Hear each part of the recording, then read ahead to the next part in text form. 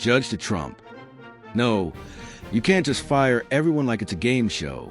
In yet another installment of Trump versus the Constitution, a federal judge has delivered a harsh reality check to Donald Trump, reminding him that governing the country isn't quite like running a reality TV competition, despite his persistent attempts to turn democracy into the Apprentice, Washington, D.C. edition.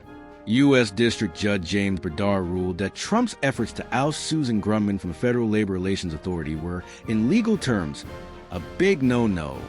Bredar, whose patience appeared to wear thin throughout the proceedings, essentially told Trump, "No, you cannot fire everyone who disagrees with you, despite your love for catchphrases." Judge Susan Sparkles Suknandon, yes, that's a real judge, not a RuPaul's Drag Race contestant, hammered the point home in her ruling, reminding the administration, ours is not an autocracy, it is a system of checks and balances. In layman's terms, this isn't a boardroom, Donald. You don't get to just scream, you're fired. Whenever things don't go your way. Trump, who has repeatedly mistaken the Constitution for an outdated employee handbook, was quick to rage tweet about witch hunts, deep state conspiracies, and how the deep state is unfairly preventing him from making the U.S. government a lean, mean, executive order signing machine. Meanwhile, Susan Grundmann, who was at the center of the controversy, reportedly returned to her office triumphantly, sipping from a coffee mug that read, "I'm still here, be asterisk th."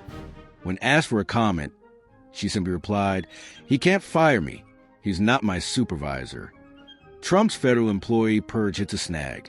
Who knew there were rules?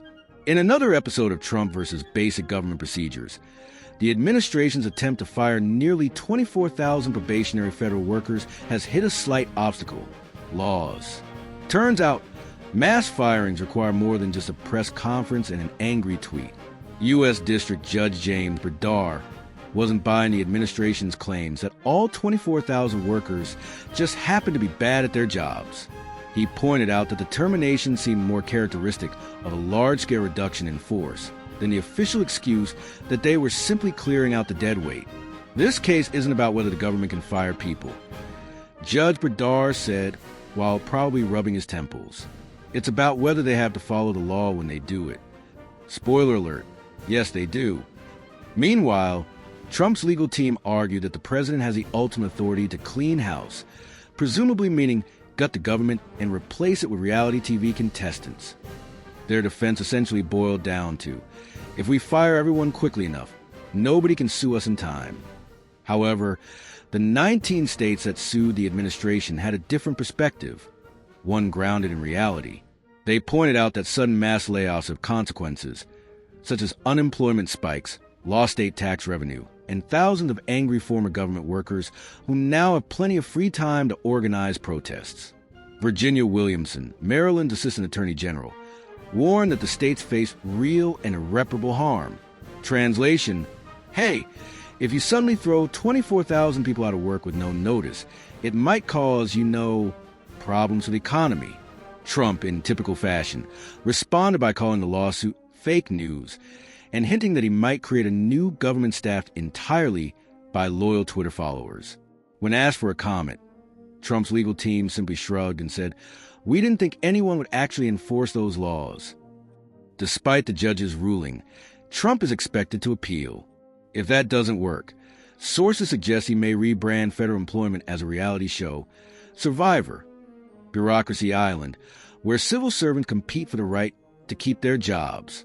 Spoiler, the only winner is Trump. Stay tuned for the next thrilling installment of DC drama. The Constitutional Smackdown continues. Trump's great government reality show, the sequel, The Resistance Strikes Back. Just when it seemed like the curtain was closing on Donald Trump's plan to drain the swamp by firing half of Washington, D.C., the fired federal workers, now armed with lawsuits, unemployment benefits, and an unlimited supply of rage, have decided to fight back. Following Judge James Bredar's decision to not allow the administration to treat the government like an off-season episode of The Apprentice, a coalition of ex-federal employees has launched what experts are calling the nerdiest insurrection in history.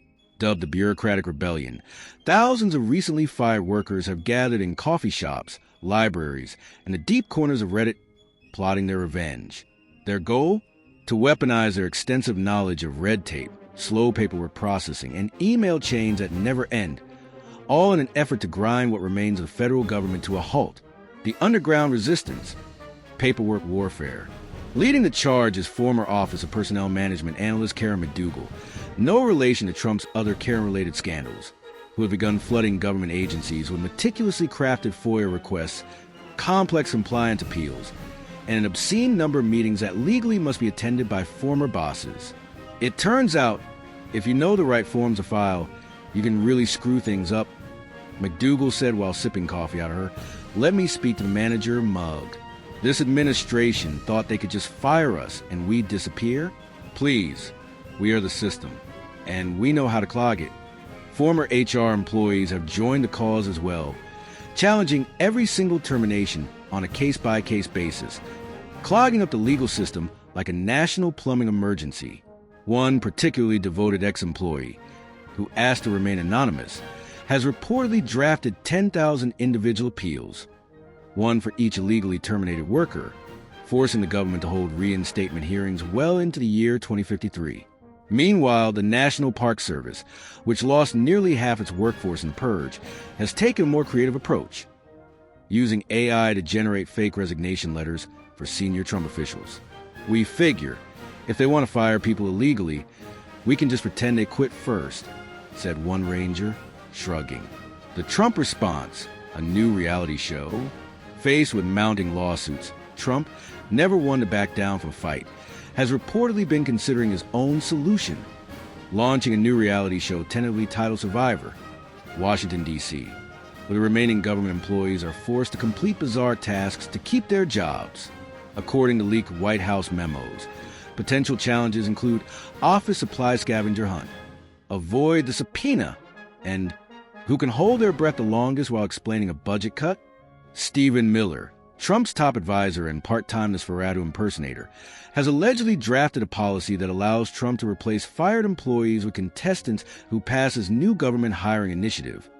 A 12-hour Twitter loyalty pledge followed by an essay on why making America great again should be an official government job description. Judge to Trump, no, seriously, stop it. Unamused by these antics, Judge Bredar issued yet another ruling declaring, "You can't just turn government employment into a game of musical chairs where the losers get deported to Florida." Nevertheless, the White House remains defiant. A spokesperson, reading from a statement that was clearly scrawled on a Big Mac wrapper, declared, "We will continue working toward our vision of a leaner, more efficient government.